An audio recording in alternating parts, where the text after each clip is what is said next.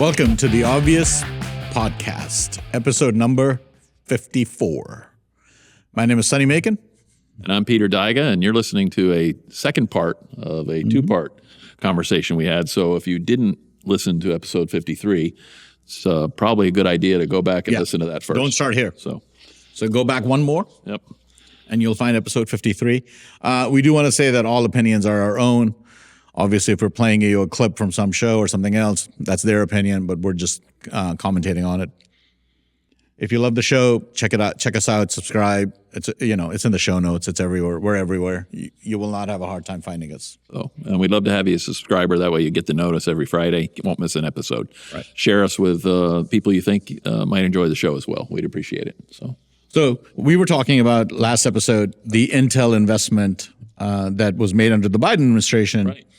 Which, well, everybody was like, greatest thing to call it an investment. I mean, I guess it was an investment. Well, grant. You're hoping to get something in return when you invest something. And I guess our government then was hoping to get a company that would survive and be better, even though. Well, the idea was to bring to onshore chip manufacturing, right, post-COVID. Which is an important objective. Absolutely. And to not be sort of left hanging, waiting for the whole reason, and again, I don't want to get into geopolitics too much. The whole reason China is so profoundly interested in Taiwan is because Taiwan is the main hub of chip manufacturing in this world, right? Like Taiwan.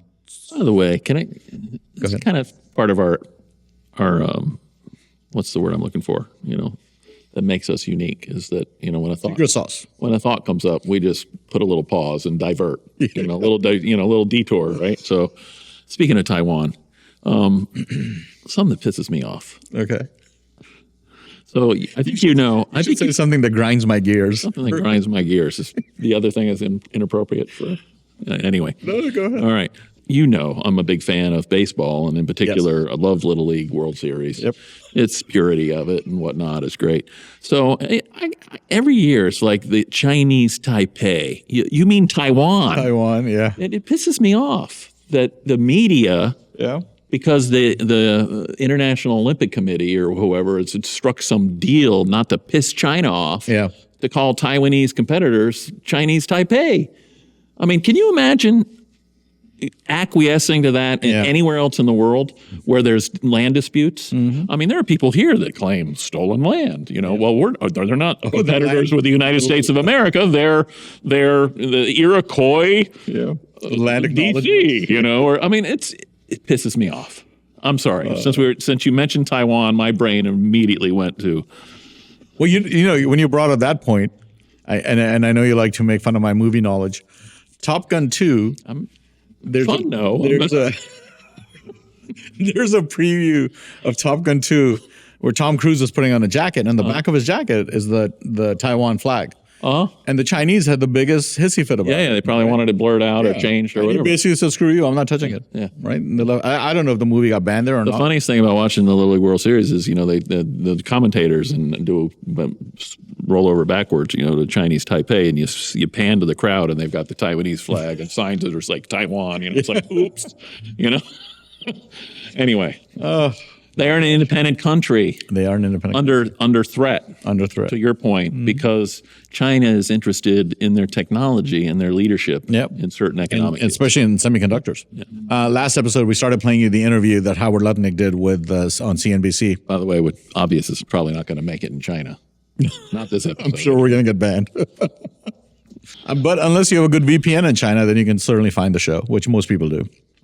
I remember I went to China for some grad school classes, and everything Americans banned. Like you can't get on Facebook, you can't get on WhatsApp, you can't get on, you can't use Apple Pay, you can't do any of that stuff. They all have their own versions of all this technology. So stolen technology. Borrowed. Now you're starting to talk like a leftist, right? By the way, speaking of that, I saw this amazing documentary about Chinese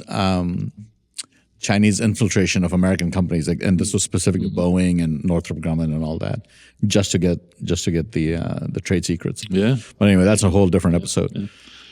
But everybody had a VPN with which they would log on, and then the VPN would show them in a different country, and they'd be able to access the websites. But that was a whole other experience.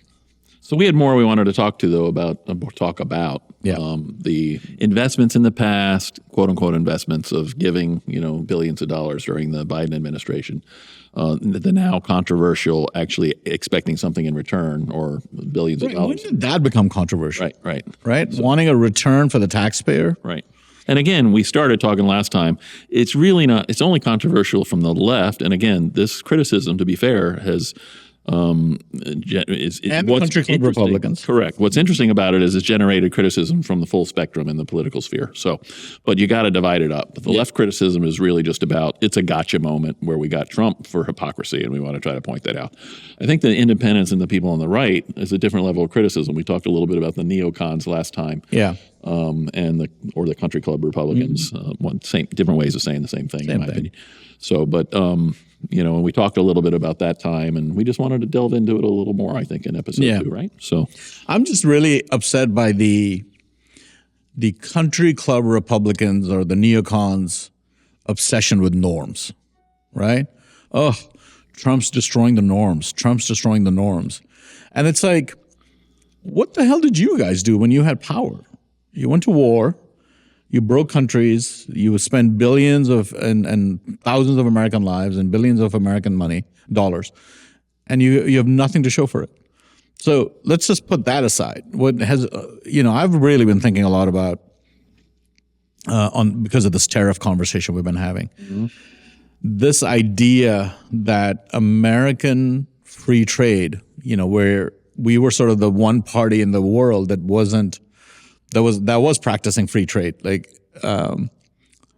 academically and authentically. Mm-hmm. But every other country in the world protects its industries, protects its and that's the realignment that's kind of happening right now under this president, right? So you're right. So, and I think that we opened up our consumers, our market to pretty much everybody because we were believing in free trade, but unfortunately everybody else wasn't playing along. Yeah. So, and that's really fair trade. And what irritates me, George Bush, Barack Obama, Joe Biden, nobody held those other countries accountable. Correct. Like, hey guys, I remember reading articles years ago about how the Chinese were dumping cheap steel in America just to get our steel business out. Right. So they destroyed the solar panel, because the solar panel manufacturers in China are all subsidized, right? That's why we have $1 trillion deficit with the trade deficit with China, for crying out loud. Every country subsidizes critical infrastructure, except us, right? And now here comes Trump, who wants to onshore, because we learned from COVID, holy shit, we got to be able to make our own medicines. We got to be able to make our own chips. Yeah. We have to be able to do all of that in this country. Right. Because if that happens again, you can't depend on Taiwan to produce your chips. You can't depend on China or Israel or India to make your medicine. Yeah. I mean, that's absolutely insane. We have a whole side of the political spectrum in this country, and I don't know if we've talked about it, after 54 episodes. I'm not sure what we've covered and what we haven't, and some of it bleeds over into just conversations you and I have had or whatnot. So, but I know I've mentioned in the past, and maybe we can ask the show producer if we've done a show on this. Maybe it's a good topic for the future. We have a whole half of the political spectrum in this country, in my opinion, that actually has done a pretty good job of destroying most key industry sectors or companies where we have been leaders on. Now, some of them you might not consider all that, positive. I can think of things like tobacco, for example, going back hundreds of years, and how we pretty much led the world in its growth and manufacture and whatnot. And of course, we've destroyed that industry, and we could go on and on about different ones that the left has destroyed. Pretty much all the ones we've ever led in, think about it, ever led in, they've gone after. And so, anyway, that's a really good point. Anyway, I just thought of that tied into this whole conversation about the neocons and even the limousine, the limousine liberals, the neocons. They're all the same. Country club Republicans. So it hasn't been about true free trade or fair trade. It's been more about American exploitation, money. Right? And making money and raising. One of the first things I remember reading in class in grad school was about the primacy of shareholder value. Okay. Wall Street's sort of mantra really since the deregulation under Reagan has been the CEO of every publicly traded company, he has one objective, which is to deliver a higher share price for his shareholders, because those shareholders are his customers, not the employees, not the actual customers, but the shareholder value is the primacy.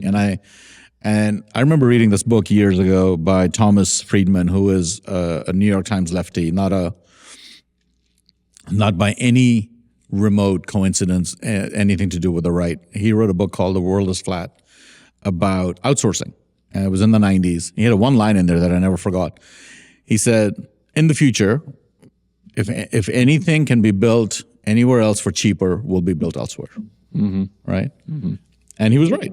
And we kind of, NAFTA and Bill Clinton and I always forget that speaker's name who was speaker under Bill Clinton, Newt Gingrich. Those guys threw the floodgates open, and you see a decline. I mean, I read the statistic in a report that. By the way, the last show, the previous episode, we also got into this interview, right, on, was it MSNBC? Where the Commerce Secretary was CNBC. CNBC, sorry. So did we have more of that? We did, but I'm gonna share this with you. U.S. manufacturing employment fell from 17 million in the year 2000 to under 13 million today. Okay, right, and that's 4 million manufacturing jobs lost. Jobs lost. In the same time, that's the total workforce. It's not, we're a country of 320 or what is it today, 330 million. But there's a lot of people that don't work. Right. A lot of people that stay at home and raise families and children. There's a lot of kids and people who aren't adults, right? Yeah. And retired people. So the total workforce is, according to Google, it's 170 million people. Okay. All right. So 170 million people in the workforce, and 4 million of those were lost in manufacturing in a short period of time. Yep. And since 2000. By the way, the 170 million number does not include military. Okay. 2.3% are right. Cracker Jack producer just calculated for us. That's all right. But in the same time, not insignificant. But in the same time, productivity doubled. Okay. Right. Wages haven't kept up with that for sure for the manufacturing jobs in this country. And you look at, and to me, the left wants to kind of hollow out America. Fine. I get it. We've been the top dog for way too long. It upsets them. They don't want any superiority with any other country. I get it. All cultures are the same. All religions are the same. Yes, their hatred and their desire to bring America down a peg. I get, but the right's cooperation with that is what drives me truly nuts. Yeah. Right, because it's like, right, they are the ones who are least impacted by the bullshit that they sell. Because they are already wealthy. They're not the ones working at the Whirlpool factory in Michigan or in Wisconsin. Well, Trump's certainly changing that. Yeah. And the real question is going to be after him. Has he changed a significant enough part of the party? Yes. And has he built? We know he's built a coalition. The question is going to be, will that coalition survive? People that have a different approach. Yeah. Right. In terms of American interests, in terms of people who thought those days are behind us, they're never coming back. And he's like, no, for security reasons and for a lot of other reasons, building the American middle class and the American dream, it's got to come back. It can come back. You're right. There's and just as an aside, politically, I mean, I think in conversations, I don't know if I said it on previous podcasts, one of the things I love about Trump is he's basically, Republicans were always trying to be Democrat light. And people always said, a lot of people in my circles and campaigns and trying to win elections for right of center candidates, it's like you can have a hard time winning when you're just a little bit less Democrat. They're all for big government programs, and you're just for a little smaller government programs. And that's and for years, people would be like, oh, it's not a hill of beans worth the difference in the parties. When people would use that a lot when it comes to like the deficit and trying to control it or things like that, our national debt and whatnot. You certainly can't say that now. No. With this presidency. There really is a difference, and they're screaming bloody murder as a result. So, but anyway, the thing I love about Trump is he's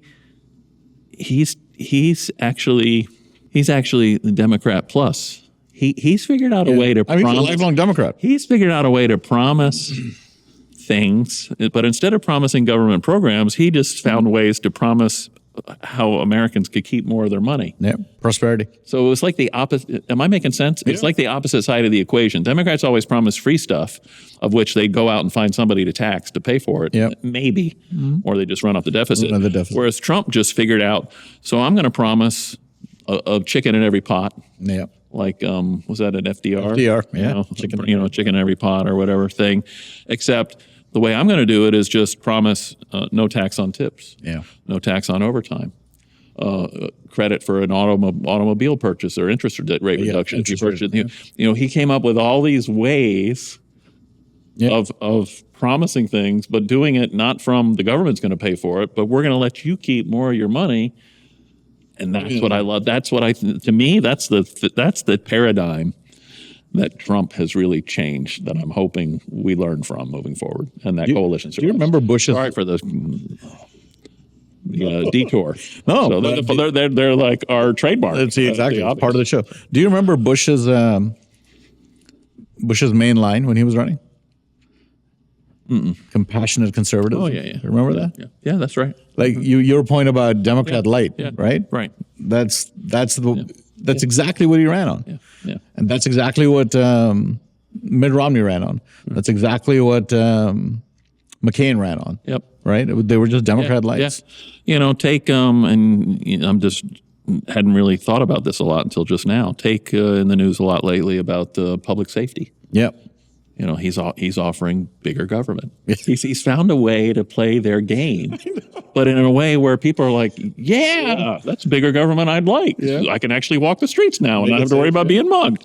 Not a bad thing. Those are the kind of big government things that, So yeah, I think it's spectacular. So how do we circle this all back to the conversation about having a part ownership as a government? Right. So I know we're going to... Some American businesses. Right. I think if the American government is going to...